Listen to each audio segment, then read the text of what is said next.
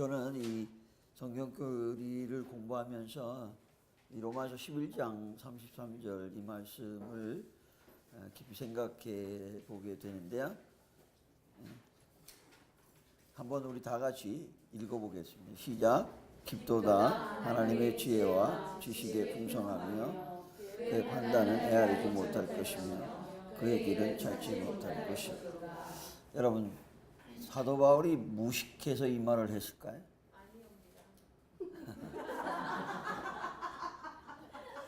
그렇사옵니까? 갑자기 조선시대 무드로 들어가는데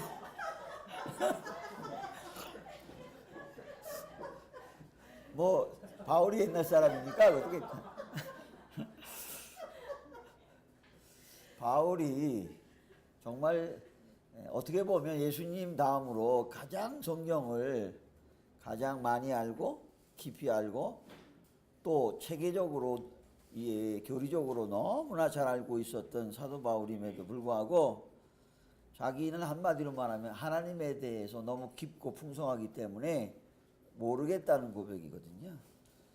제가 성경교리 배우면서 여러분들 마음속에 무슨 생각이 계속 들어야 되냐면 배워도 잘 모르겠다. 여러분, 이게 제가 단언적으로 말씀드릴 수 있는데 성경을 잘 배우고 있는 증거입니다. 반대로 나 좀 성경 공부하니까 알겠어. 뭔지 알겠어 하면 잘못 배우고 있는 것입니다. 왜냐하면 사도 바울이 이 말 하는 것은요, 성경의 영감을 받아 썼을 때 이게 정말 깊이 동감하고 쓴 것이라고 저는 믿고 저 역시 이렇게 되려고 노력하고 있다는 것, 여러분과 함께 이 길을 갔으면 하는 마음입니다. 여러분들이 이 성경을 공부할 때 보면 우리가 알 수 있는 부분이 얼마나 될까라는 생각을 하게 되면 여러분, 빙산의 일각이라는 말 알죠? 네. 빙산의 일각. 그러니까 바다 위에 떠서 우리가 눈으로 볼 수 있는 건 매우 적은데 바다 밑에 안 보이는 부분은 보이는 부분에 비해서 어마어마하게 큰 빙산이 거기에 자리 잡고 있다는 뜻이거든요. 그러니까 우리가 하나님을 아무리 공부해도 알 수 있는 부분요 아주 제한적이에요.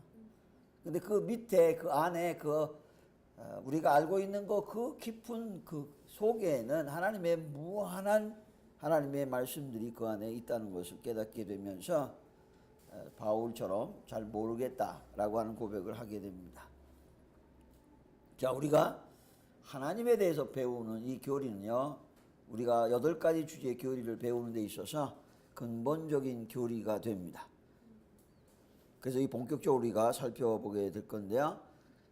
이 하나님의 교리의 중요성을 우리가 어떻게 이해해야 되냐면, 현대인들이 옛날 과거에 비해서 이 성경 말씀에 대한 부분을 굉장히 많이 오해하고 있고 또 가치 부여를 굉장히 낮게 취급하는 그런 경향이 뚜렷하게 나타납니다. 100여 년 전에 아주 심각한 도전이 있었고요. 그 100여 년 전이라고 하는 건 1차, 2차 세계대전 전입니다. 그때에 강력한 성경의 도전이 있었고요. 그 도전을 하나님께서 뭘로 막으셨다고 우리 기독교 역사관에서 보냐면 세계 1차, 2차 대전을 통해서 이 성경을 그야말로 완전히 폐기에 가까울 정도의 도전 앞에서 하나님께서 심판하셨다고 우리 기독교 교육 역사관으로 보게 됩니다. 그러면서 나타난 것이 자연스럽게 나타난 것이 뭐냐면 사람의 중심으로 성경을 보고 있다는 관점이 뚜렷하게 나타나는 심각한 문제가 등장하게 됩니다. 그래서 이 인간의 시각으로 하나님의 말씀을 먼저 보고 있다고 하는 관점이 왜 문제가 되는지에 대한 내용을 우리가 살펴보게 될 건데요. 그 문제를 가장 논리적으로 잘 정립한 잘못된 이론이 바로 포스트 모더니즘이라고 하는 가르침입니다. 이 포스트 모더니즘이라고 하는 건 인간으로부터 출발하고 있습니다. 그래서 인간의 관점으로 성경을 판단하고 성경을 해석하고 성경을 규정하려고 하기 때문에 여기에는 엄청난 문제가 도사리고 있다는 것을 우리가 깨닫게 되는데요. 이 포스트 모더니즘에 우리가 물들게 되고 여기에 그 가치에 동조하게 되면 설교도 강해도 또 성경 공부, 교리 공부, 신학 공부까지 성경 말씀과 잘못된 관점으로 접근할 수밖에 없다는 것을 알 수 있어요. 옛날에 감리교 신학대학 안에 그 교수들이 포스트 모더니즘에 빠져서 심각한 문제가 있어서 교단적으로 정지하고 신학교 내쫓았던 그런 사례가 있었는데요. 이게요, 기독교적인 어떤 쉽게 표현하면 기독교적인 냄새가 나긴 나거든요. 기독교적인 어떤 특징을 갖고 있긴 해요. 그런데 이게 성경과 본질적으로 매우 다른 이야기를 하고 있다는 것을 알 수 있습니다. 다시 포스트 모더니즘은 철학의 바탕으로 시작하는 것이거든요.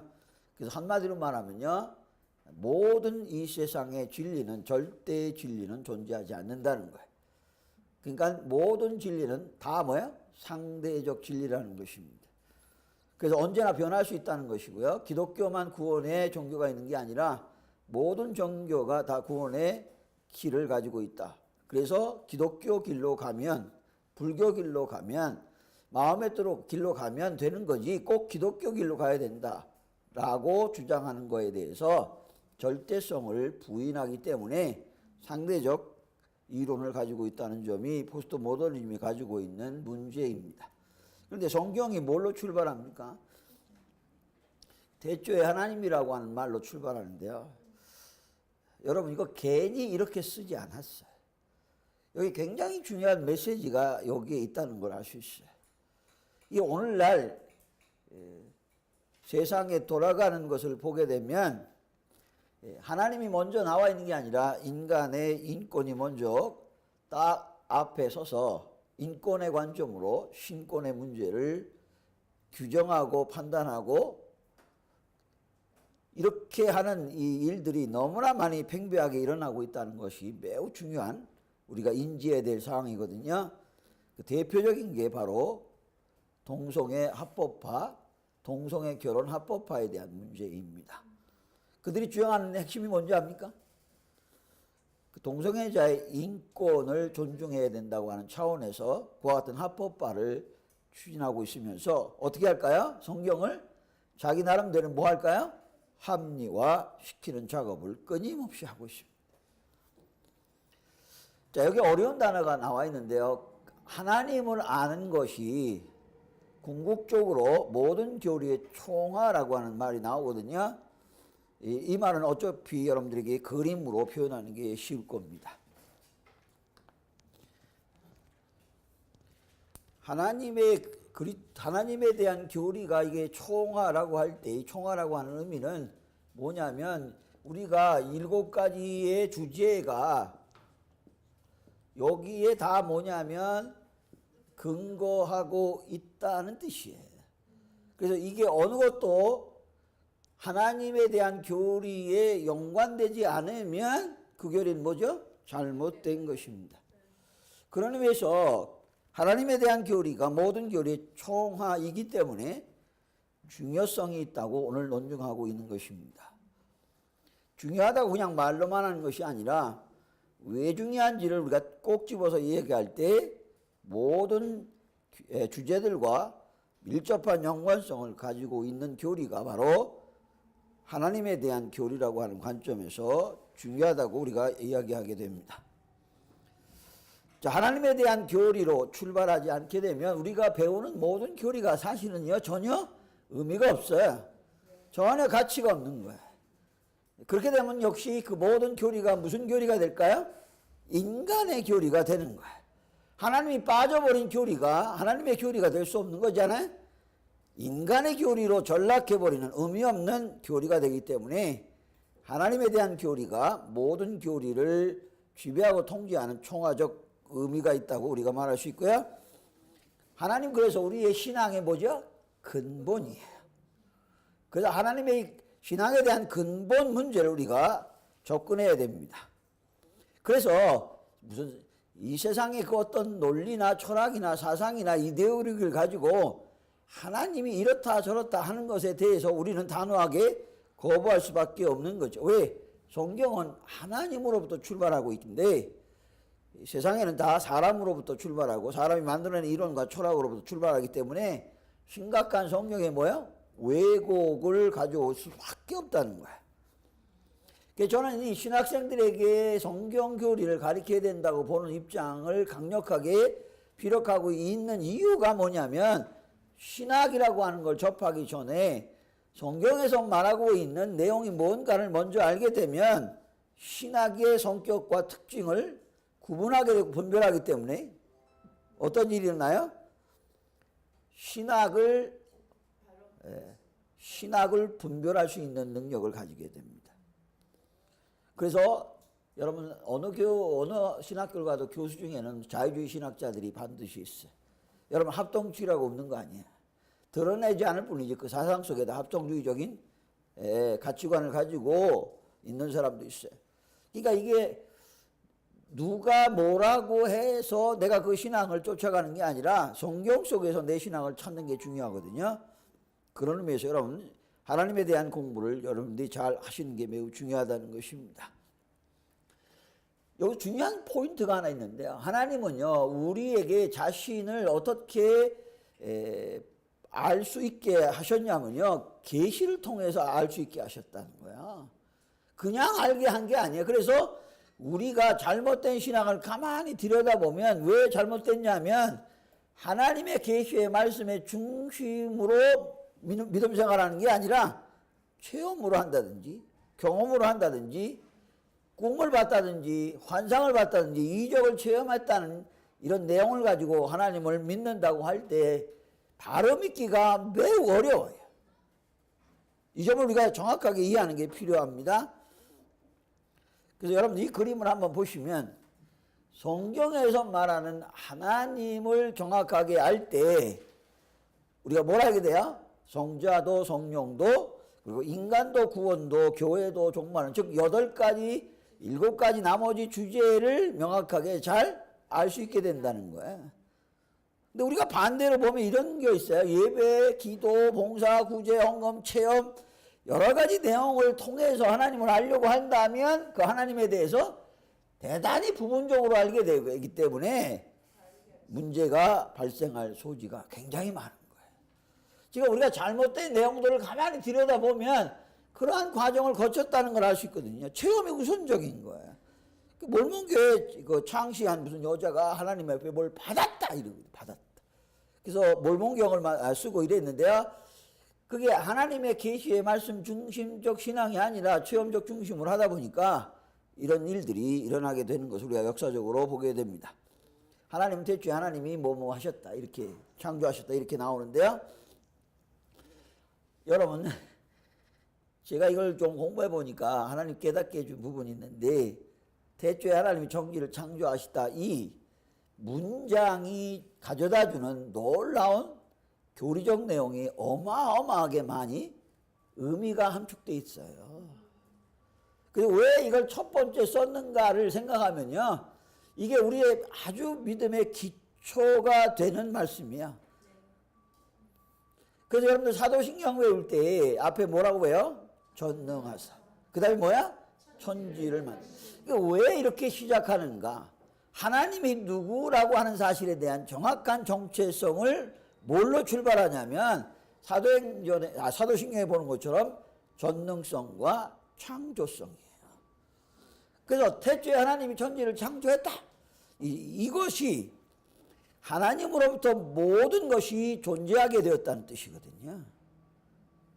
자, 하나님으로부터 존재했다는 근거로부터 믿음이 출발해야지.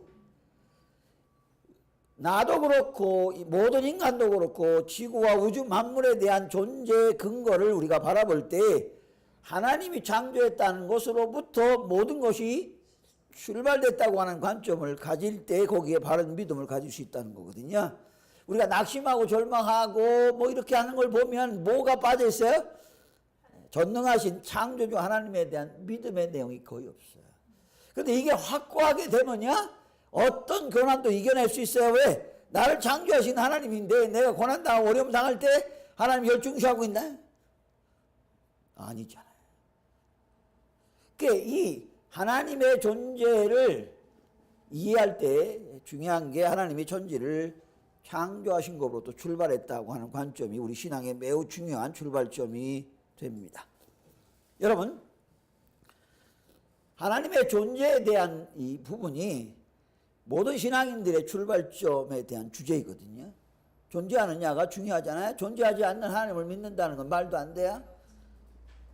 여러분들 교회를 다니는 사람들 몇 가지 유형, 즉 예화로 하면 세 가지 유형이 있어요. 근데 우리가 체육관에 가는 걸로 비유하거든요. 첫째가 관중석 관람자. 이 교회에 이런 관람자들이 많아요. 두 번째가 누구예요? 감독관이에요. 목사 설교 잘하네 못하네. 그리고 사람이 좋네 나쁘네 하고 평가하고 앉아있단 말이에요. 감독자가 또 의외로 많아요. 감독은 한 사람이면 되는데 아주 굉장히 많아요. 그 다음에 누가 있어요? 선수가 있어요. 우리는 선수인데 왜 관중석에 앉아서 구경만 하고 있나요? 그 감독을 누가 감독이라고 임명도 안 했는데 감독 노릇하고 있다. 자, 이것이 하나님에 대한 존재가 거기에 대한 확고한 믿음이 인지되고 있지 않고 믿고 있지 않기 때문에 이런 일들이 교회 안에서 많이 일어나고 있다고 생각하거든요. 여러분, 하나님에 대한 이해와 믿음이 나의 믿음의 정체성을 정확하게 출발하게 만드는 관점이라는 것을 여러분들이 꼭 이해하시면 오늘 배우는 목적을 여러분들이 다 이해하시게 되는 것입니다. 여러분, 우리가 예배 드리잖아요. 하나님께 드리잖아요. 근데 하나님이 어떤 하나님인지 두 가지를 우리가 중요하게 여겨야 돼요. 예배 드릴 때 하나님은 존재하는가에 대한 문제. 그리고 그 하나님은 어떤 하나님인가가 존재한다면 그는 어떤 하나님인가에 대한 문제. 그래서 우리가 이 성령을 통해서 하나님에 대해서 배우게 될 때 저도 그런 경험을 갑자기 일어나는 건 아니에요. 이거 배우면서 서서히 뭐가 바뀌냐면 예배에 임하는 태도가 바뀌어요. 예배에 대한 임하는 태도가 바뀌면 뭐가 바뀔까요? 신앙이 바뀌게 됩니다. 여러분, 우리의 변화라는 건 갑자기 이루어지는 경우도 있지만 그건 극히 드문 거예요. 그래서 우리가 성경을 이해할 때 갑자기 특별하게 일어난 일에 너무 관심 갖지 마세요. 기적은요, 특별한 사례예요. 기적을 보편화시키려고 하면 그건 하나님의 뜻과는 맞죠.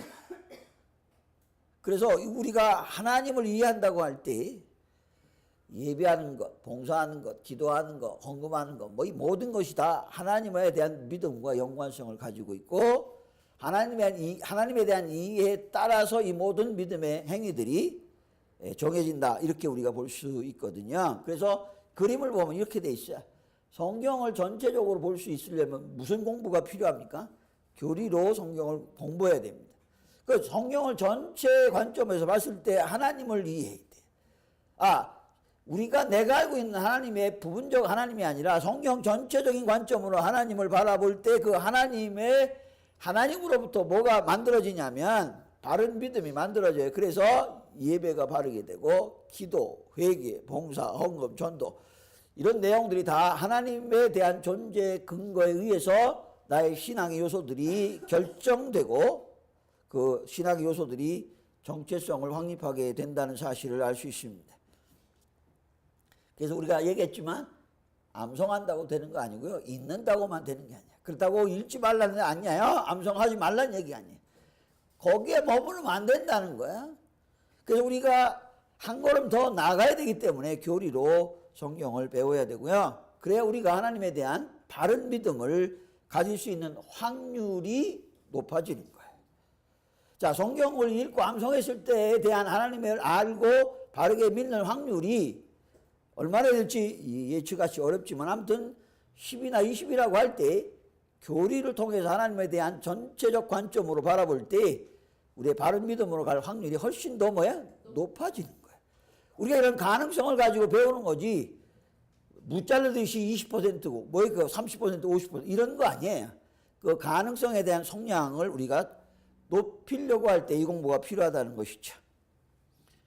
자, 그러면 하나님의 존재에 대한 얘기를 해볼 거예요. 하나님이 존재하십니까? 어떻게 믿습니까? 네. 여러분 제일 먼저 우리의 신앙의 근본은요, 하나님이 존재하고 계시는가에 대한 문제거든요. 근데 여러분들이 어떻게 하나님의 존재를 믿느냐고 말하면 그 대답을 정확하게 잘 못했던 게 우리의 과거잖아요. 근데 지금도 못하시면 안 되잖아요. 자, 하나님의 존재에 대한 걸 우리가 어떻게 설명할 수 있을까? 자, 무신론자라는 사람 하나님이 존재하지 않는다라고 말하는데요. 그 사실은 무신론자의 심리를 들어가 보면 의지적 거부지 본능적 거부가 아니에요. 내 본능에선 뭐가요? 하나님에 대한 의지가 있어요. 그런데 내 의지로 하나님을 일부러 뭐예요? 거부하는 것이지, 그 마음속 깊은 곳에는 하나님에 대한 의지의 본성을 가지고 있어요. 그래서 진정한 무신론자는 없다고 보는 게 우리 기독교 관점이에요. 뭐 다른 걸 믿어서 그렇지, 내 주먹을 믿어라 그러면 그 사람의 신앙의 대상은 그 사람의 주먹인 거죠. 그래서 옛날에 전도할 때 보면 뭐 하나님을 믿어? 내 주먹을 믿어라. 지 주먹 믿으면 어떻게 될까요? 자, 그래서 하나님에 대한 존재, 이걸 우리가 공부하는데요. 성경은 불행하게도 존재에 대한 내용을 설명할 때 존재하신다라고 선언했지 존재에 대한 증명이 없어요. 증명이라는 게 뭘까요? 하나님이 존재하게 되는 과정에 대한 설명이 없다는 뜻이에요. 그걸 설명할 길이 있나요? 하나님만이 아실 건데 하나님이 존재하는 과정에 대한 설명을 우리에게 한다고 그것을 알아들을 수 있을까요? 전혀 의미가 없어요. 그래서 성경에는 하나님에 대한 존재에 대해서 존재하시다라고 서론적으로 되어 있는데, 그래도 감사하게도요, 하나님의 존재에 대한 증거들은 너무 많이 우리에게 보여주고 있어요. 그래서 우리 수요일날 배우지만 성령의 일반 은총 가운데 보면 일반 은총 속에서도 뭐가 보인다는 거죠? 하나님의 존재 증거들을 우리가 많이 찾을 수 있다는 거예요. 성경 안에 너무나 많이 있어요.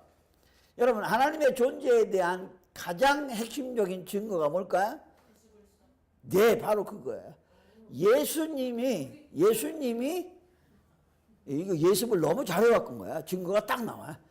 자, 예수님이 존재하시다는 사실은 뭘 강력하게 제시하고 있냐면 하나님이 존재한다는 사실을 강력하게 증거하고 있는 거예요. 우리 기독교의 관점은요, 여기에 초점이 맞춰져 있어요. 자, 하나님의 거룩성을 어디서 찾아요? 예수님에게 찾아요. 하나님의 인격성을 어디서 찾아요? 그리스도에게서 찾는 거예요.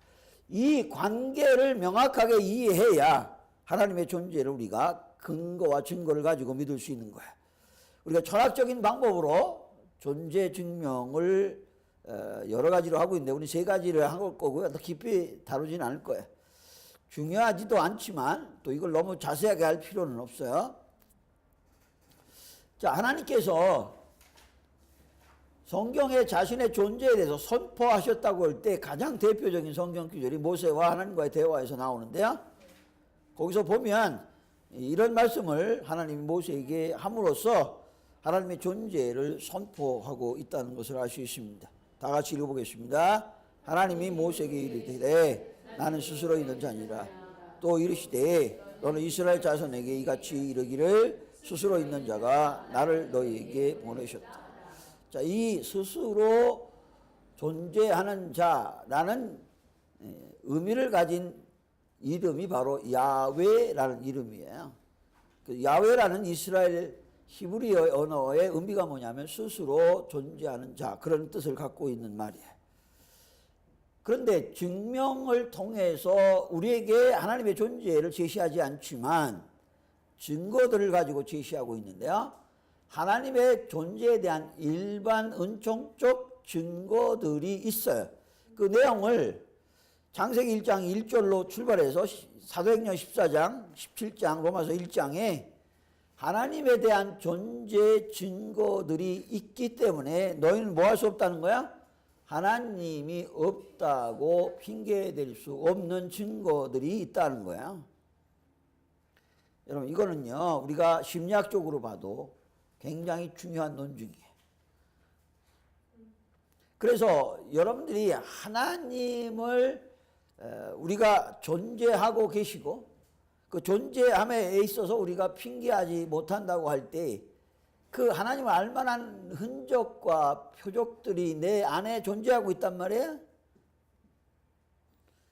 그런데 그 하나님의 표적과 그 증거들을 우리가 이야기할 때 하나님의 닮은 꼴이기 때문에 그래요. 그래서 하나님의 형상과 모양으로 만들었다는 의미가 여기에 적용돼야 되는 것입니다. 바울의 주장은 로마서 1장 20절에 나와 있는데요. 다 같이 읽어볼게요. 시작. 창세로부터 그의 보이지 아니하는 것들 곧 그의 영원하신 능력과 신성이 그가 만드신 만물에 분명히 보여 알려졌나니 그러므로 그들이 핑계. 하나님이 존재하지 않는다고 말하는 것 자체가 불가능하고 하나님은 난 몰랐다라고 핑계할 수 없다는 거예요. 몰라서 못 믿었다.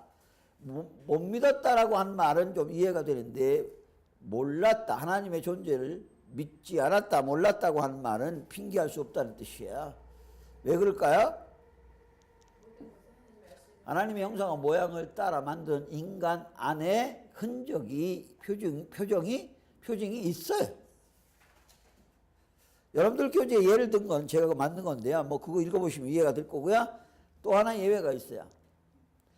어느 가족의 초등학생 애가 학교 끝나고 밖에서 한참 놀다가 저녁 먹으려고 들어올 때가 됐는데 안 들어오는데 나중에 한참 있다 들어오는 거야. 심각한 표정으로 들어오는 거야.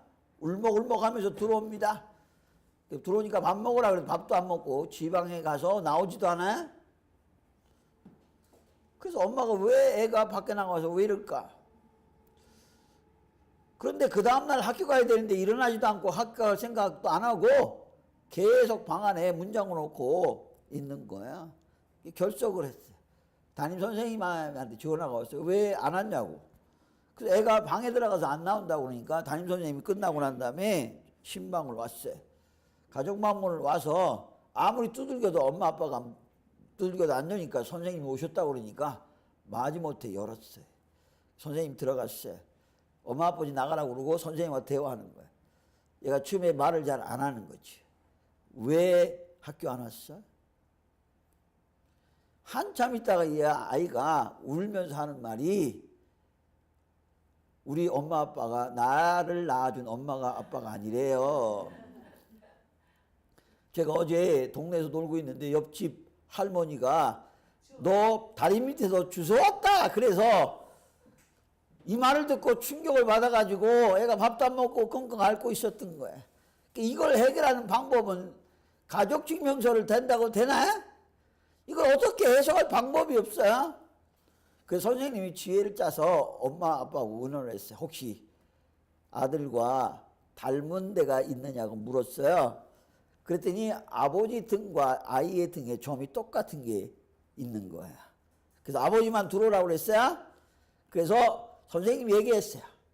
이 아버지가 진짜 아버지야. 내가 증거를 보여줄게. 너 등에 뭐가 있니? 점이 있어. 그러면 아빠 등에 뭐가 있는지 아니? 몰라. 그래서 선생님이 아빠의 등을 보여줬어요. 보니까 자기하고 똑같은 점이 있어요. 그러고 난 다음에 이 아이가 어떻게 했을까요? 아버지하고 달려드는 거예요. 여러분 이 아이가 뭐 유전자 검사를 하고 뭐 주민등록을 너의 아버지다 이렇게 아무리 얘기해도 못 믿는 거야. 그런데 닮은 데가 있으니까 믿는 거잖아요. 오늘 가정의 일반적인 풍경인데요. 소파에 앉아서 아버지와 아들이 텔레비 보는 꼴을 보면 똑같아요. 이거 어떻게 다르게 얘기할 수 없어요. 닮은 꼴이 아버지고 엄마인 증거인 거예요. 우리가 하나님의 형상을 닮았기 때문에 하나님의 형상의 내용이 우리 안에 있어요. 그런데 하나님의 피조물이 아니라고 말하는 건 문제가 있는 거잖아요. 증거들이 우리 안에, 여러분들 안에 다 있어요. 그래서 우리는 하나님의 존재를 핑계할 수 없다. 이렇게 우리가 논증할 수 있는 것입니다. 그래서 성경에는 이게 축복인 게 뭐냐면 하나님에 대한 존재의 증명은 없지만 증거들을 너무 많이 우리에게 제시해 줬기 때문에 증거를 안 믿으면 믿음을 가질 수가 없어요. 그런데 증거를 믿게 되면 하나님의 존재를 믿을 수 있다는 거야. 우리의 인간에게 하나님에 대한 흔적과 표적이 있어서 하나님과 담론거리 있기 때문에 하나님은 우리의 창조주가 되신다는 관점을 정확하게 이해할 수 있다는 것입니다. 그래서 우리가 계시된 말씀 안에서 보면 하나님의 존재를 성경 속에서 증명이 아니라 증거로 제시해 줬고 이거를 우리가 뭘로만 사실로 받아들일 수 있나요? 믿음으로만 받아들일 수 있어요. 여러분 증거는요 믿음이에요. 직접적 증거가 아니거든요. 직접적 증거는요 이게 증명이에요. 그래서 여러분들 법원에 죄인을 다룰 때 CCTV가 있으면요 절대로 뭐가 안 돼요? 부인을 해도 죄인으로 확정이 되게 돼요. 왜?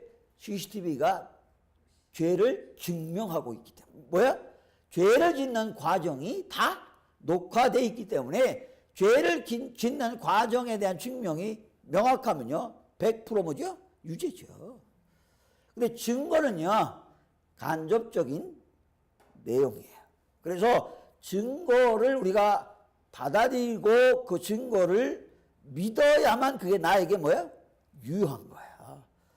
그래서 증거를 재판정에서 받아들이느냐 안 받느냐의 차이에 따라서 유죄가 되고 무죄가 되는 거지. 내가 하나님의 성경 속에 제시된 증거들을 여러분 내가 받아들여야 돼요. 그래야 믿을 수 있는 거야. 그래서 우리가 하나님의 증거의 내용을 들여다보면 아까 얘기한 대로 예수님이고요. 그것까지도 우리가 못 믿으면요. 창조를 믿어야죠. 우주 만물에 대한 창조. 하나님의 존재를 증거하고 있는 거잖아요. 그 다음에 인간 내가 어디서 왔어?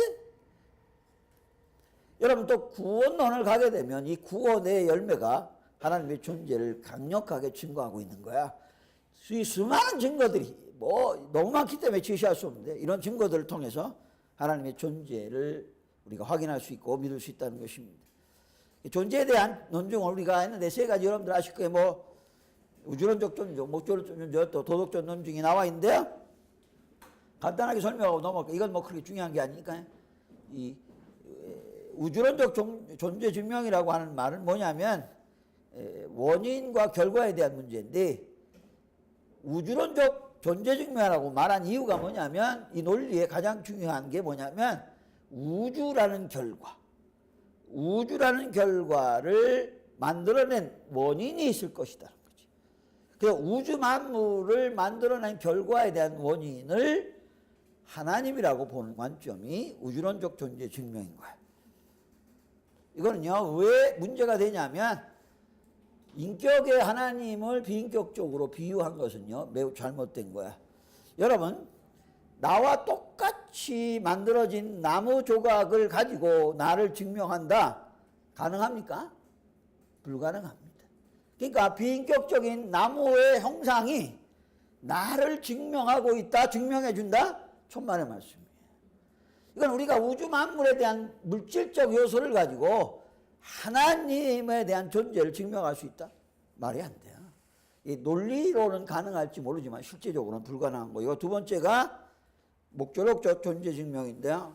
여러분 이게 설계에 대한 질서와 설계로 이끌어낸 논증인데요. 모든 건 다 목적을 가지고 있다는 거예요. 목적 없이 존재하는 건 없다. 길에 있는 돌 하나도 다 목적을 가지고 존재하는 것이다. 따라서 이 존재를 목적을 부여한 그 존재를 우리가 하나님이라고 본다라고 하는 논증이에요. 여러분 이것은요 성경의 지지를 받지 못하는 거 역시 동일해요. 이거는 물질적인 것을 가지고 하나님을 증명하는 것이고요. 여러분 이런 그 목적을 부여한 사람이 창조주라고 단정적으로 말할 수 있는 근거는요 전혀 없어요. 그러니까 목적을 부여한 사람이 하나님이고 그분이 창조했을 것이다 라고 하는 근거는 없다는 관점에서 목적적 존재 증명 성경의 지지를 받지 못합니다. 세 번째가 도덕적 논증인데요. 인간에게 양심이라는 것이 있고 그 양심이 늘 뭘 추구하냐면 선을 추구합니다. 선을 올라가다 보면 최고의 선을 추구하게 되고 그 최고의 선이 하나님일 거라고 하는 그런 증명을 하고 있는데요. 이것도 역시 인간적 논리의 증명일 뿐입니다. 칸트에 대한 내용이 나왔는데 여러분도 혹시 아는지 모르지만 칸트가 말한 내용은 사실 목적론적 존재증명을 지지하면서 그러면 더불어 얘기한 내용이야. 이 칸트는 목적적 증명이 가장 타당성이 있다라고 지지를 했는데요. 그러면서도 도덕적 논증에 대한 이야기를 하게 됩니다. 그게 뭐냐면 세상에 가장 불공평한 걸 뭘로 봤냐면 이 세상을 살아갈 때 악한 자와 선한 자가 죽음으로 모든 것이 끝나는 것처럼 불평이 없다. 이 불평을 해소하려면 누가 있어야 되냐면 선과 악에 따른 합당한 벌과 상을 내리는 존재가 필요하다. 그래서 하나님이 필요하다. 이런 논증을 하고 있는 게 칸트의 논증이에요. 그건 사실 크게 문제가 없어요. 여러분 이런 논증을 가지고 우리가 신앙을 갖는다라고 할 때 좋은 신앙을 가질 수가 없어요. 철학적 존재증명이 우리 믿음을 가져다 주지 못합니다. 믿음은요 내적 역사로 가능한 것이지 외부적인 논리로 해서 나의 믿음이 영향을 받고 달라지는 건 아니에요. 그래서 히브리서 11장 6절은요 우리의 신앙의 근본을 잘 말해주고 있거든요. 다 같이 한번 읽어볼게요. 시작. 믿음이 없이는 하나님 기쁘시게 못하는 하나님께 나아가는 자는 또한 그가 자기를 찾는 이에게 상주시 부르시. 여기에 믿음의 본질의 첫 번째가 뭐냐면 하나님이 계신 것을 믿는 것이 믿음의 본질이라는 사실을 명확하게 제시해주고 있습니다. 그래서 여러분들 우리가 믿음이라고 할 땐 선물이라고 하는 말을 많이 쓰는 게 이런 논리에 의해서 믿음이 생기는 게 아니고 믿음을 가지고 있을 때 이 논리가 뭐 해줘요? 뒷받침과 유익성을 주는 거지 이런 논리가 믿음을 갖게 하진 않아요. 믿음을 갖게 하는 건 하나님의 은혜예요. 그래서 그 은혜로 믿음을 갖게 될 때 이런 논증들이 뭐야? 도움을 주게 된다 하는 관점을 여러분들이 이해하시면 됩니다. 하나님을 알 수 있는가? 자, 이런 주제를 왜 하냐면 하나님을 알 수 없다고 주장하는 사람들이 있기 때문에 우리 하나님을 알 수 있다라고 주장하게 되는 것이거든요. 하나님의 존재를 알 수 없다. 누가 주장합니까? 불가지론입니다. 불가지론은 정확하게 구분하셔야 되는데 하나님은 존재하시나 알 수 없는 존재이다 라는 것이 불가지론이에요.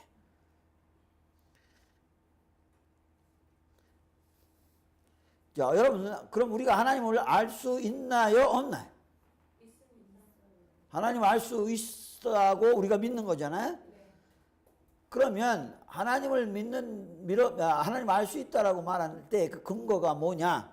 그 증거가 뭐냐라고 할 때, 여러분 뭡니까?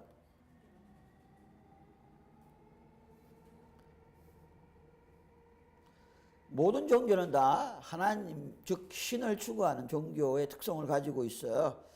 근데 우리가 하나님을 믿는다고 할 때 알지 못한다, 안다라고 하는 이 두 가지 논증 가운데 우리가 볼 때 하나님을 우리가 알 수 있다라고 하는 것인데요.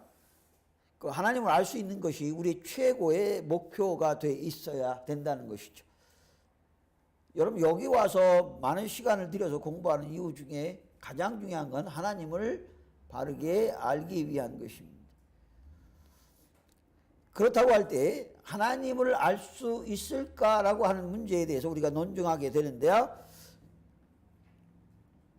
하나님께 창조하시고 인간을 창조하시고 세상의 모든 것들을 다스리고 통제하고 지배하시는데요. 이런 하나님 우리가 알 수 없다라고 한다면 우리의 믿음은 어떻게 될까요? 의미가 없는 거예요. 전혀 의미가 없어요. 그래서 하나님을 알 수 있는 가능성이 뭐냐라고 할 때 여러분 가장 중요한 논증을 해야 되는데요. 증명할 수 없잖아요. 그럼 증거들만 있어요. 그러니까 우리가 증거들을 가지고 하나님의 존재에 대한 것을 알 수 있게 되는데요. 이 증거들이 어디에 나와 있습니까? 증거들이 어디에 있습니까? 네, 계시인 성경에 있어요. 그래서 우리가 하나님을 안다라고 할 때 어떤 개념이에요? 우리가 하나님을 안다고 할 때 성경, 계시 안에서라고 하는 정확한 관점을 가지고 하나님을 알려고 하는 것입니다. 여러분 가만히 보세요. 하나님에 대해서 모르고 신앙생활을 한다고 할 때 우리의 믿음이 대단히 불완전할 수밖에 없는 것입니다. 그건 뭐가 없기 때문에 그러냐면 근거와 증거가 없기 때문에 불안한 것입니다. 여러분, 이단들이 교리를 가지고 논리적으로 우리에게 다가온다고 할 때 설득당하는 이유가 뭐냐면 자기네 논리에 뭐가 있기 때문이냐면 근거와 증거를 제시하기 때문에 넘어가는 거예요. 그래서 우리의 신앙을 그냥 믿는다라고 하는 것만 가지고는 불안한 이유가 근거와 증거에 대한 확고한 믿음의 내용을 가지고 있지 않으면 이단이 와서 유혹할 때 100% 넘어가게 돼요. 왜냐하면 그들의 논리에는 증거가 있고 근거를 가지고 우리에게 논증하고 있기 때문에 그런 거예요. 그래서 하나님을 우리가 알 수 있다라고 할 때 뭘 알 수 있냐면 하나님의 존재에 대한 증거와 근거를 알면 뭘 알아요? 하나님을 알게 되는 것이죠. 그래서 우리가 근거와 증거를 우리가 살펴보게 될 것입니다. 성경은 하나님이 존재하신다 뭐 이렇게 얘기하고 있고요. 그래서 우리가 이 하나님을 증거와 근거를 가지고 안다고 할 때 여기에 조금 다른 이론을 가진 이론이 있는데 그걸 우리가 이신론이라고 말합니다. 이 이신론은요, 아까 우리가 얘기한 불가지론하고는 달라요. 다른 걸 여러분들이 이해하시는 게 필요한데요. 자, 불가지론 뭐라고 그랬어요? 하나님은 존재하시나 알 수 없다 이거고요. 그러면 이신론이라고 하는 게 뭐냐면 하나님은 우리 인간을 우주 만물을 존재하고 창조하셨는데 관여하지 않으신다라는 거예요. 관여하지 않으신다. 그렇게 되니까 결국 뭐냐면 하나님을 뭐 할 수 없다는 거죠? 알 수 없다는 거예요. 그래서 정죄하는 방법이 불가지로는 모른다는 초점이 맞춰져 있고 이 이신론에는 관여하지 않으신다라고 하는 관점에서 이신론의 주장의 근거가 있거든요. 그래서 우주 만물이 자연 법칙에 의해서 스스로 돌아가는 것이지 하나님의 섭리와 역사 속에서 돌아가는 것이 아니다. 그렇게 우리가 이야기하게 됩니다. 뭐 시계를 만든 사람이 시계를 만들어 놓고 태압을 주면 태압에 의해서 저절로 돌아간다. 자연 법칙으로 저절로 돌아가게 우주 만물을 만드셨다 주장하는 게 이신론입니다. 그래서 여러분들 하나님을 안다라고 할 때 중요한 포인트 중에 하나가 뭐냐면 하나님의 두 가지 내용인데요.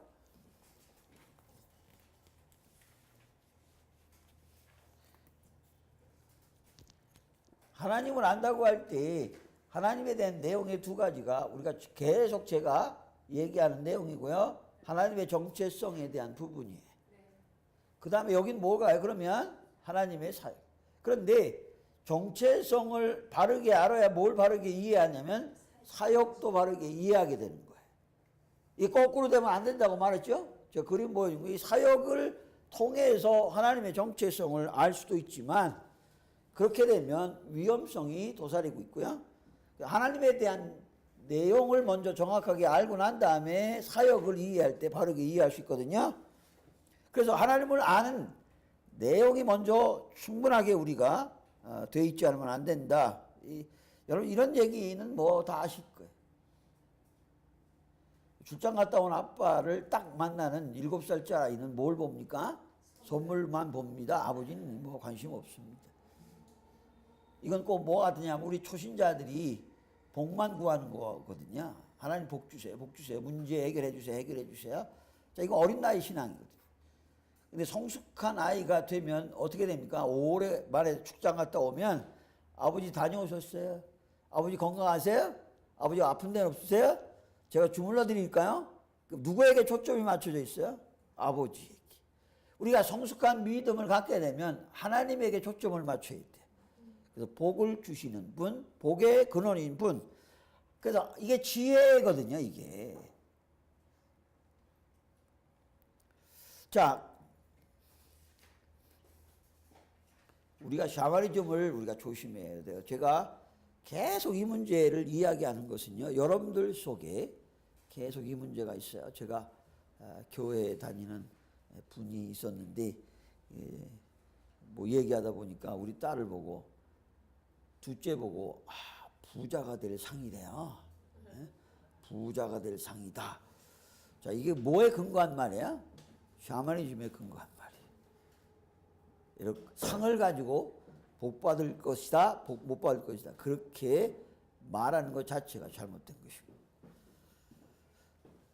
여러분, 우리가 신앙생활 하다 보면 특히 한국 사람들이 샤머니즘에 대한 내용에 익숙해 있기 때문에 성경에 맞는지 안 맞는지 적용해 보지도 않고 무조건 받아들이는 경향이 있어요.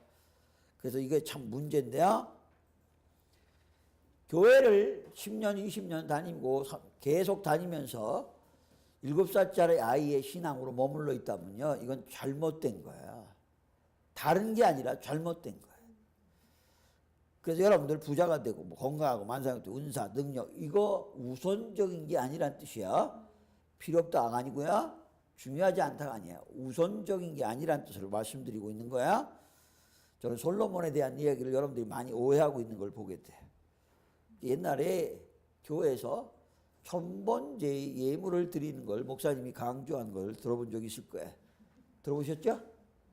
행하셨습니까? 해보신 일 있으세요? 그래서 어떤 분은 한 주에 10불씩 1000번을 드린다. 그래도 1000불이에요. 작은 돈은 아니야. 근데 여러분, 솔로몬이 그런 어떤 주제 때문에 1000번째 드린 거 절대 아니에요. 왜냐하면요, 하나님이 1000번째 끝나고 난 다음에 내가 원하는 게 뭐냐라고 물었거든요. 그 말은 뭐야? 아무런 조건 없이 예배를 1000번 드렸다는 뜻이야. 그게 너무 기특하니까 내 소원이 뭐냐고 물은 거예요.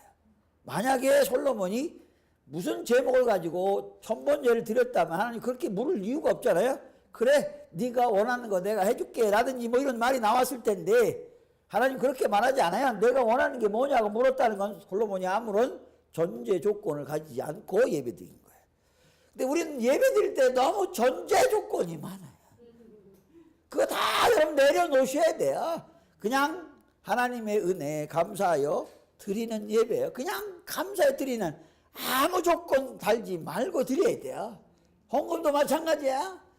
내가 11조를 한 달에 1000불 했다. 그럼 10,000불 벌었다는 거 아니야? 여러분, 10,000불을 벌 거를 기대하고 11조를 하세요. 이런 거 들어본 적 있어요? 여러분들이 한 달에 10,000불, 한 달에 1000불 헌금하기를 원하시면 11조를 청금해보세요. 하나님이 그렇게 응답하실 겁니다. 하나님 장사꾼 아니에요. 성경에 그런 뉘앙스가 없어요. 절대 성경에 그런 뉘앙스가 없어요. 하나님이 거지가 아니기 때문에 그런 거에 의해서 복을 주고 안 주고가 아니야. 그건 하나님의 뜻이 아니야. 그 동기가 뭐냐를 보는 거예요. 순수한 동기로 가야 응답을 빨리 확실하게 받을 수 있어요. 여기에 호세아가 보니까 지식이 없어 망한다고 그랬거든요. 이 지식은 무슨 지식이냐? 율법을 몰랐다는 게 아니야. 율법이 가지고 있는 뜻이 뭔지, 의미가 뭔지를 몰랐다는 거야. 그래서 뭘로 지켜요? 그냥 예배당에 가기만 하면 된다라고 지킨 거야. 뭐 하지 말라, 그거 안 하면 된다고 생각해서 그냥 그렇게 지켜서, 그랬더니 뭐가 됐어요? 외식주의자가 된 거야. 그러니까 하나님을 모르고 믿을 때 망할 수밖에 없다는 걸 호세아가 강력하게 말하고, 근데 이 역사적 배경이 있어요. 그게 뭐냐면 복받아 잘 살게 되면 우상으로 갑니다. 그 우상으로 가다 지 마음대로 살다가 하나님 심판받으면 또 두 손 들고 잘못했다고 얘기하고, 하나님께 돌아오면 또 복을 받아 잘 살게 되면 또 뭐야? 또 타락해서 우상으로 갔다가. 이게 역사적으로 계속 반복하는 역사가 이스라엘 역사야. 근데 호세아가 이거 보니까 왜 그런가를 가만히 보니까 계시를 받아 깨닫는 게 뭐냐면 하나님에 대한 지식이 없어서 이렇게 망했다가 회개하고 돌아왔다, 망했다가 회개하고 돌아왔다, 이런 것들을 보면서 지식이 없어 망한다는 말씀을 하면서 6장 3절에 가면 뭐가 있어요? 여호와를 알냐? 힘써 여호와를 알아야 너희가 반복된 죄를 짓지 않을 거라고 하는 말씀의 메시지가 6장 3절에 나와요. 그래서 영생이 주관적인 경험이나 체험으로 얻어지는 게 절대로 아니고요. 요한복음에 뭐라고 말했냐면 17장 3절에 읽어볼게요. 시작. 영생은 곧 유일하신 참 하나님과 그가 보내신 자 예수 그리스도를 뭐야? 아는 것이. 이게 머릿속에 안다 그런 뜻이 아니에요. 그래서 여러분들 히브리어의 말에 안다라고 하는 단어의 의미가 뭐냐면 히브리어에는 체험적으로 아는 것을 의미합니다. 경험적으로 아는 것을 안다라고 하는 단어의 의미를 히브리어가 가지고 있어요. 그러니까 머리로 안다는 게 아니라 몸으로 체험하여 알게 되는 걸 말하는데요. 이건 뭐를 의미하냐면 믿음으로 체험하는 그 체험이 하나님을 체험하고 그리스도를 체험하는 체험이 영생을 가져오게 된다는 것입니다.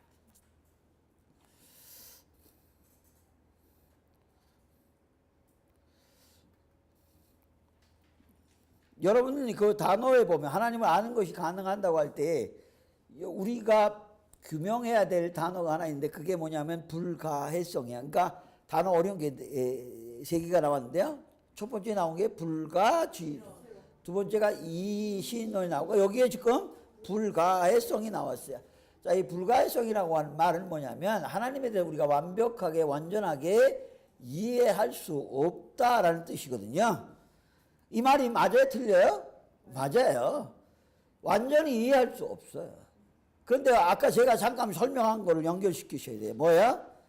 그러나 성경의 계시 안에서 이해하고 깨달아 믿을 수 있다는 사실에 대한 논지가 명확하게 나와 있다는 거야.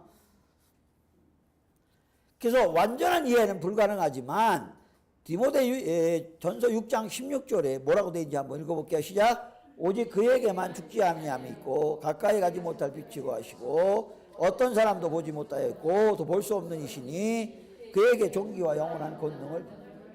자, 하나님은 예수님은 하나님 빛에 거하시기 때문에 사람으로서는 보지 못하고 볼 수 없다는 거예요. 그러니까 이건 뭘로만 알 수 있다는 거예요?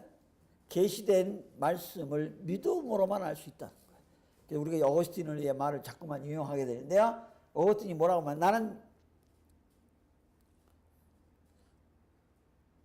믿기 위해서 공부하는 게 아니라는 거예요. 아니, 이해하기 위해서 공부하는 게 아니에요. 성경을 공부하는 게 이해하기 위해서가 아니라 믿기 위해서 성경을 공부하는 것이다. 그 말은 뭐냐면 믿어지게 되면 그 믿음으로 뭘 하게 되냐면 하나님 말씀을 이해하게 된다는 뜻이에요. 그러니까 우리가 믿음을 먼저 가지게 됨으로써 이해할 수 있는 내용이 있어요. 여러분들이 반응을 보니까 굉장히 아리송한 반응이시거든요. 근데 이게 무슨 뜻인가 하면 성경에는 그게 두 가지로 나눠요. 그게 뭐냐면 성경을 볼 때 이성적으로 이해해서 믿어지는 경우가 있어요. 그런 내용이 있어요. 에? 전부 다 그런 게 아니라 성경의 내용에 보면 이성적으로 믿음을 갖게 이해되고 믿음을 갖게 되는 게 있어요. 그런데 또 못지않게 뭐가 있어요? 믿어야 그 다음에 이해가 되는 부분이 있어요. 이건 주로 뭐죠? 초이성적인 내용이에요. 이거는요, 믿어지면 이게 이해가 돼야지. 삼일체 이해하셨어요?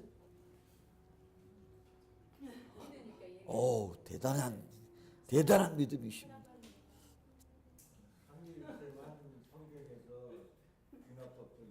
네. 우리가 이제 조금 지나면 삼일체 교리를 이제 배우게 되거든요. 그때 우리가 조금 더 심도 있게 하기로 하고요. 로마서 11장 30절 우리가 아까 서두에 첫 번째 나온 이야기인데요. 이렇게 깊이 있고 풍성하기 때문에 하나님을 다 알고 완전하게 이해하고 믿겠다라고 하는 말은 성립이 될 수 없다는 뜻입니다. 이사야 55장 8절 9절에 나와 있어요. 한번 읽어볼게요. 시작. 이는 내 생각이 너희 생각과 다르며 내 길은 너희 길과 다름이니라. 여호와의 말씀이니라. 이는 하늘이 땅보다 높음같이 내 길은 너희 길보다 높으며 내 생각은 너희 생각보다 높으며. 여러분 이걸 인정해야죠. 하나님과 나와 동일한 동격으로 취급하면 안 된다는 거예요. 하나님은 우리가 달라요. 생각도 다르고요. 가치관도 다르고 능력도 다르고요. 지혜도 다르고 다 달라요. 그래서 우리가 하나님 말씀을 완전하게 이해한다면 그건 뭘로 만드는 거야? 동격으로 만드는 거야. 그건 불가능한 거야. 차이를 명확하게 이해하셔야 되죠. 네. 뭐 말씀하시죠? 그렇죠. 그러니까 이성주의자들의 실수가 뭐냐면 하나님의 그 모든 것들을 이성적으로 자기 이성 안에 다 들어와야 되는 것으로 취급하기 때문에, 그렇게 보고 있기 때문에 이성주의자가 하나님을 믿을 수 없어요.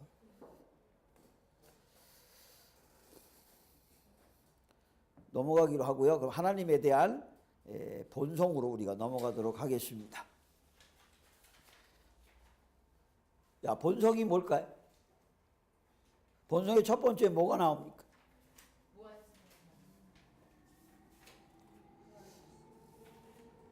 여기 여러분들 교재에 보면 하나님에 대한 본성, 그 다음에 우리가 속성을 배우게 되는데, 그 내용을 배울 때 우리가 가져야 될 바람직한 태도에 대해서 두 가지거든요. 하나는 논리에 빠지지 말라는 거고요. 또 하나는 경건한 두려움을 가지고 하나님의 말씀을 대해야 된다는 이 두 가지 태도를 우리가 이야기하게 돼요. 여러분들 읽어보시면 다 아는 것이니까.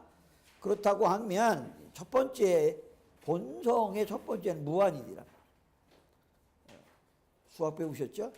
네. 수학의 무한대를 이렇게 표시하죠? 네. 이거는 사실 윤회적 개념이에요. 돌고 도는 거예요. 끝없이 돌고 도는 개념으로 무한성을 설명하고 있다고. 그런데 우린 기독교는 직선 개념이에요. 직선 개념이기 때문에 우리 인간이 알 수 없는 직선적 개념의 무한대로 이해하셔야 됩니다. 이런 게 다 여러분들 이런 거 쓰면서 돌고 도는다 인생은 그렇게만 하시면 윤회설이에요. 그렇게 여러분 보시면 안 됩니다. 네? 자, 이 무한성이란 개념을 우리 인간의 언어로 설명하기 어려워요. 그렇다면 우리가 알고 있는 건 무한의 반대인 유한으로 설명해야 되니까, 그렇다고 하면 그 무한의 정의를 유한하지 않는 존재, 이렇게 우리가 무한성을 설명할 수밖에 없어요. 근데 굳이 이제 약간의 철학적 도움을 받아서 무한을 설명할 때 세 가지 내용을 거기다 덧붙여서 무한하심을 설명하고 있어요. 첫째가 뭐야? 절대적 존재다라고 하는 개념을 넣어서 무한성을 설명하고요. 두 번째가 뭐야? 유래되지 않았다. 그러니까 무엇으로부터 유래되어 존재하지 않았다는 뜻이거든요. 세 번째가 뭐예요? 영향을 받지 않았다. 그런 뜻이에요. 그러니까 이 무한성을 이야기하면서 다른 것 어떤 것을 거기다 적용해서 논증할 수 없다는 거예요. 순수하게 그대로 뭐야? 하나님은 무한하시다 라고 하는 것인데요. 이 무한이라고 하는 이 본성 속에 하나님의 절대적, 우리가 다음 시간에 배울 건데요, 절대적 속성이 이 무한한 본성 속에 있는 거예요. 그래서 하나님의 속성의 근거를 우리가 이야기할 때, 이 본성의 무한성을 이야기할 때 무한성이라고 하는 단어를 어떻게 구성되어 있냐고 하면 하나님에 대한 속성, 절대적 속성에 대한 내용으로 이야기하고 있어요. 여기에 영원성과 불변성, 그 다음에 전능성, 전지성, 그 다음에 편재성, 이런 내용으로, 이런 내용이 뭐야? 무한성이라고 하는 그 본성 속에 이와 같은 절대적 속성의 내용이 그 안에 포함되어 있어요. 그래서 무한성을 가져야 그 무한성에서 뭐가 나와요? 영원성과 불변성이 나오고요. 전능성이 나오고 전지성이 나오고 편재성이 나오는 거지, 무한성이 성립이 안 되면 이 단어 자체가 뭐야? 연결해서 성립된다는 논증이 불가능하게 되는 것이죠. 그런 점에서 우리가 하나님의 교리에 대해서 우리가 이야기할 때 이와 같이 하나님의 본성과 하나님의 속성이 정확하게 톱니바퀴가 맞아서 논증하고 있다고 보셔야 됩니다. 다 설명했고요. 그러면서 이 무한성을 드러내 보여준 성경의 증거가 아까 우리가 읽은 출애굽기 33장 14절에 있는 나는 스스로 있는 자라고 하는 말이 하나님에 대한 본성을 잘 드러냈고 이것이 무한성을 나타내 보여준 확고한 계시의 말씀이라는 걸 우리가 또한 적용해서 이해할 수 있다는 것입니다. 두 번째가 아까 그 무한성에 대해서 우리가 이야기하면서 하나님에 대한 그 구속과 한계로부터 완전히 자유로우신 분이다라고 하는 개념을 가지고 있거든요. 그래서 이 시간과 공간을 초월하여 완전히 자유롭다라고 하는 말이에요. 어디에? 구속되지 않고 완전한 자유를 가지고 계시다. 그렇다고 하면 시간과 공간을 초월하다는 뜻이고요. 이것은 아까 여기에 뭐가 연관돼요? 편재성과 연관되어 있는 거죠. 그래서 여러분들 무한성을 이해할 때 우리가 언어적으로 고백할 수밖에 없는 것은 하나님의 높으심, 장엄하심, 말할 수 없는 위엄, 탁월하심 이런 내용을 가지고 우리가 하나님 무한성을 고백할 수밖에 없는데요. 이 고백을 가장 잘한 우리가 성경 말씀을 꼽으라면 시편인 거야. 여러분 시편을 이런 관점에서 잘 읽어보시면 굉장히 은혜가 많이 되는 하나님의 말씀인 것을 알 수 있습니다.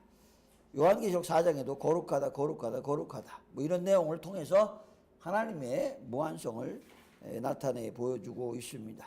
여러분 기도할 때 하나님의 이 무한성을 근거로 기도하셔야 된다 그런 말씀인데요. 왜 그럴까요? 기도의 이런 무한성에 대한 하나님의 본성을 가지고 있다면 내 기도를 응답할 능력이 없다는 것이거든요. 그럼 기도할 이유가 없는 거죠. 신인 노용렬은 우리가 이야기한 거기 때문에 더 이상 이야기하지 않고요. 두 번째가 영이시에요. 영. 영이란 단어도 인간의 언어로 규명하기가 매우 어려워요. 그래서 이것도 네거티브적으로 설명할 수밖에 없는데요. 하나님 영이라고 하는 사람 주님이 명확하게 설명하고 있습니다. 요한복음 4장 24절입니다. 사마리아 여인과에 대해서 분명히 말씀하고 있는데요. 사마리아 사람들은 그림자 예배드렸고 유대인들은 예루살렘에 예배드렸고 그래서 주님께서 이 말씀을 이게 교리적으로 명확하게 그 본래의 하나님의 속성을 교리적으로 정확하게 딱 집어서 말씀하신 거거든요. 그 당시 유대인들은 하나님에 대한 개념이 뭐였어요? 성전에 계신 영에 대한 개념이 매우 희박했어요. 그래서 모든 유대인들의 그 구약의 말씀들을 이해하면서 하나님에 대한 하나님이 영이라고 하는 개념이 매우 희박했어요. 그래서 예루살렘에 계시기 때문에 예루살렘에 죽으라고 가가지고 예루살렘에서만 뭐야? 예배드려야 된다라는 개념이 명확하게 서 있었죠. 그런데 이 모든 내용을 교리적으로 정확하게 확립해서 딱 이거다라고 교리적으로 말씀하신 게 하나님은 영이시다. 그래서 너희가 어디서 예배드리느냐 게 중요한 게 아니라 영이신 하나님 앞에 예배드릴 때 중요한 게 뭐냐? 영으로 진리와 영으로 드려라 이거예요. 그 원래 개념을 정확하게 교리적으로 딱 집어서 말씀하신 것을 볼 수 있어요. 넘어갑니다. 그거 다 제가 설명한 내용이야.